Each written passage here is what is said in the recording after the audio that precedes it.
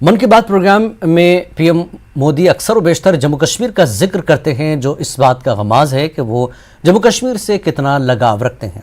वज़ीर आज़म ने जम्मू कश्मीर के मंजूर अहमद को मुबारकबाद दी, जो पेंसिल स्लेट बनाने का काम करते हैं, और उनके साथ होने वाली गुफ्तगू साझा की। साथियों, अब हमारे साथ फोन लाइन पर एक और सज्जन मौजूद है। इनका नाम है मंजूर अहमद। मन की बात में जम्मू कश्मीर की पेंसिल स्लेट्स के बारे में बताते हुए मंजूर अहमद जी का जिक्र हुआ था। मंजूर जी, कैसे हैं आप? थैंक यू सर, बड़े अच्छे से है सर। मन की बात के इस 100वें एपिसोड में आपसे बात करके मुझे बहुत अच्छा लग रहा है। Thank you sir. अच्छा, ये पेंसिल स्लेट्स वाला काम कैसा चल रहा है? बहुत अच्छे से चल रहे हैं सर, बहुत अच्छे से। जब से सर आपने हमारी बात मन की बात में कही सर, तब से बहुत काम बढ़ गया सर, और दूसरों को भी रोजगार यहाँ बहुत बड़ा है इस काम में। कितने लोगों को अब रोजगार मिलता होगा? अभी मेरे पास 200 प्लस है। अरे वाह मुझे बहुत खुशी हुई।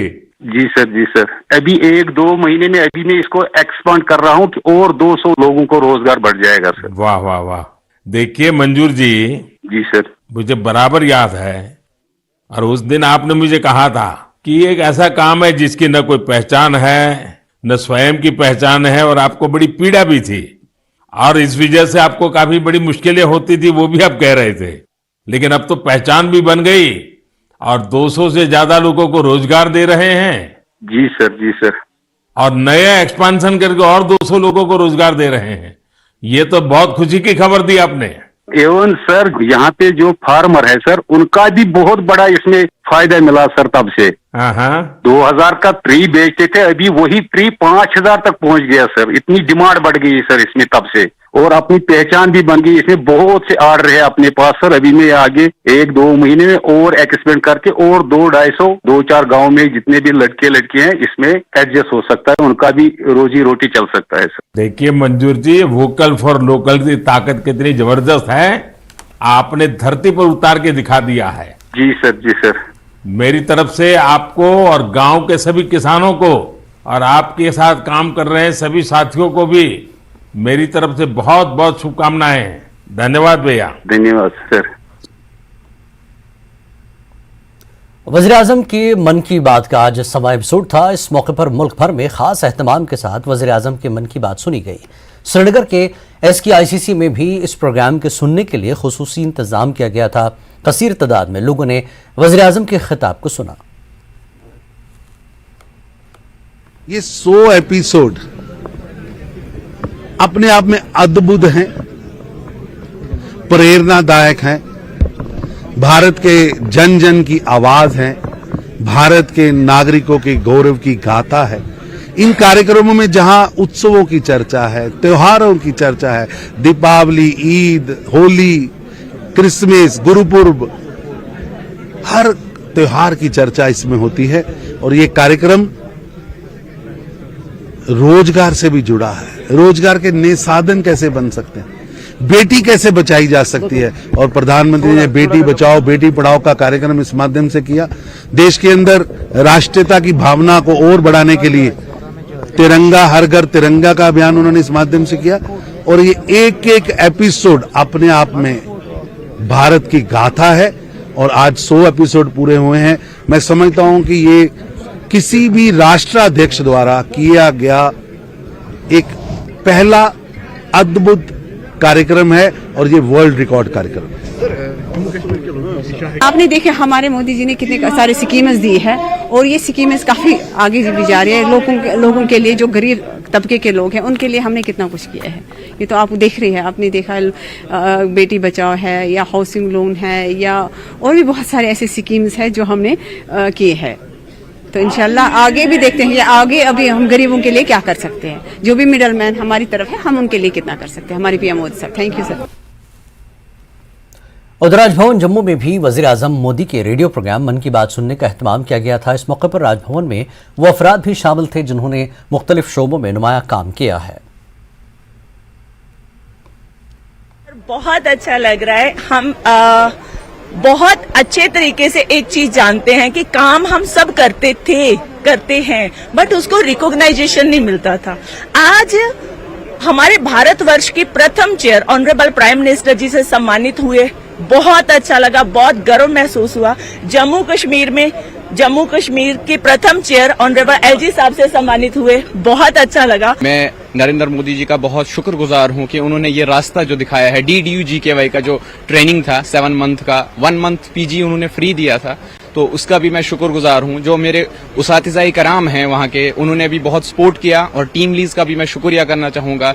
और एक और बात रखना चाहूंगा मैं कि हमारे जम्मू कश्मीर में इंटरनेशनल प्रोसेस की डिमांड रखें जरूर, ताकि बाहर जो हम जम्मू कश्मीर के लोग हैं वो बाहर न जा पाए, अपने ही जम्मू कश्मीर में काम कर सकें। जिस ग्रामीण क्षेत्र से मैंने एक इनिशिएटिव स्टार्ट किया, गिव पॉलिथीन टेक गोल्ड का, कचरा दो सोना लो, और ये सब करने पे मैं कैसे प्रोत्साहित हुआ, ये मोदी जी के उस स्वच्छता मिशन के बाद जो स्वच्छता मिशन मैं समझता उन्होंने स्टार्ट किया, मैं समझता हूं कि मोदी जी जैसे स्वच्छता की प्रतीक दुनिया में कोई नहीं हो सकते हैं। मैं प्राउडली बोल रही हूँ, जो हमारे PM है, हमारे जो नरेंद्र मोदी सर है, वो हमेशा हमें हर टाइम सपोर्ट करते हैं। इवन जब मैं मॉस्को से जीत के आई थी, उनने मेरे लिए ट्वीट किया था, और वो काफी ज्यादा अच्छी बात थी, उनने मेरे को काफी ज्यादा सपोर्ट किया उस टाइम मतलब मैं इतना ज्यादा खुश हुई, क्योंकि वही मैं चाहती थी कि मतलब कभी ऐसा सोचा नहीं था कि मतलब जो हमारे प्राइम मिनिस्टर मेरे लिए ट्वीट करेंगे, अपना कीमती वक्त मेरे लिए निकालेंगे।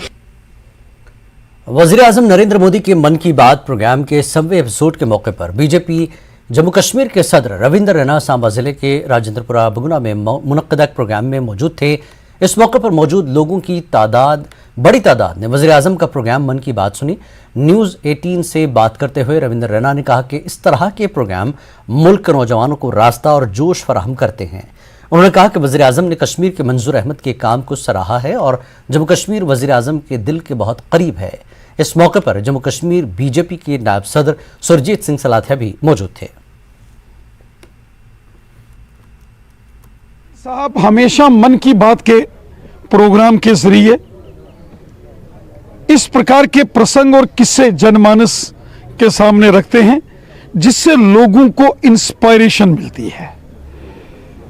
कश्मीर के मंजूर अहमद साहब का जिक्र उन्होंने किया कि किस तरीके से उन्होंने स्टार्टअप के जरिए अपना काम भी कर रहे हैं और 200 के करीब करीब लोगों को रोजगार दिया है।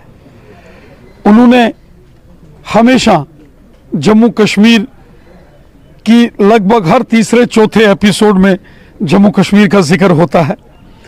वो बेहद करीब है, बहुत करीबी से जम्मू कश्मीर का जिक्र दिल से करते हैं। कश्मीर हो, जम्मू हो, यहाँ के जांबाज वीर सैनिक हो, बॉर्डर के लोग हों, सांबा हो, कठुआ हो, जम्मू हो, रजौरी, पुंछ, उधमपुर, डोडा, किश्तवाड़, रामबन, रियासी हो, या वादी कश्मीर का एरिया हो, जो लोगों ने समाज सेवा या देश सेवा में बेमिसाल काम किया है, उन लोगों का जिक्र उन्होंने किया। इससे अच्छे लोगों का मनोबल बढ़ता है और नौजवानों को ये प्रेरणा मिलती है कि वो भी अच्छा काम करें और देश और समाज के लिए अपना योगदान दें।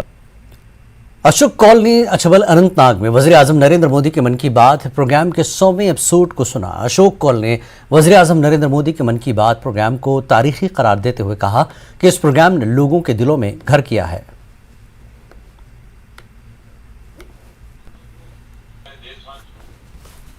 श्री नरेंद्र मोदी जी की जो मन की बात हर महीने की आखिरी रविवार को होती है, आज ये 100वां एपिसोड था। ये ऐसा प्रोग्राम बना कि आज तक किसी भी राष्ट्रीय अध्यक्ष ने, किसी भी पॉलिटिकल लीडर ने इस प्रकार का लगातार 100 बार रेडियो पर टॉक नहीं की है। इसलिए ये अपने में ही एक रिकॉर्ड है कि ये एक 100वां एपिसोड ये नरेंद्र मोदी जी की मन की बात का था। इसीलिए भारतीय जनता पार्टी ने सारे देश भर में इस मन की बात को 100वें एपिसोड को बड़े मात्रा में पोलिंग बूथों पर, एरियाज में, पंचायतों में, टाउन्स में इसको बड़ी मात्रा में इसको करने का प्रोग्राम बनाया था। बीजेपी के organisation general secretary Ashok Kaul का कहना है कि पार्लिमानी इंतखाबात अपने वक्त पर होंगे। पंचायत और बल्दी इंतखाबात के साथ साथ असेंबली इंतखाबात का ऐलान इलेक्शन कमीशन कभी भी कर सकता है। कौल ने वज़ीर-ए-आज़म नरेंद्र मोदी के जम्मू कश्मीर के फलाही कामों का तस्करा करते हुए कहा कि इन कामों की वजह से बीजेपी जम्मू कश्मीर में भी अपनी कामयाबी के झंडे लगाएगी। इलेक्शन पार्लियामेंट का चुनाव तो अपने समय पर होगा। अगले साल इस समय हम पार्लियामेंट के चुनाव या तो खत्म हो गए होंगे या चुनाव की हम वोटिंग इस समय कर रहे होंगे, क्योंकि पिछली बार 30 मई को मोदी जी ने शपथ ली थी, ओथ ली थी, इसलिए पहले चुनाव उसके हो जाएंगे। मतलब एक साल सरकार ने मैं बताता हूँ ना, सरकार ने पंचायत चुनाव और लोकल बॉडी चुनाव को भी करने की बात कही है और बहुत मुझे लगता है कि असेंबली के भी चुनाव होंगे। आपने देखा होगा अभी इलेक्शन कमीशन ऑफ इंडिया ने यहाँ AEROs को भी नियुक्त किया है। ये साफ संकेत लगता है कि भी किसी भी समय election commission of India Jammu Kashmir में भी चुनावों की, असेंबली चुनावों की घोषणा कर देगा। आपको ऐसे और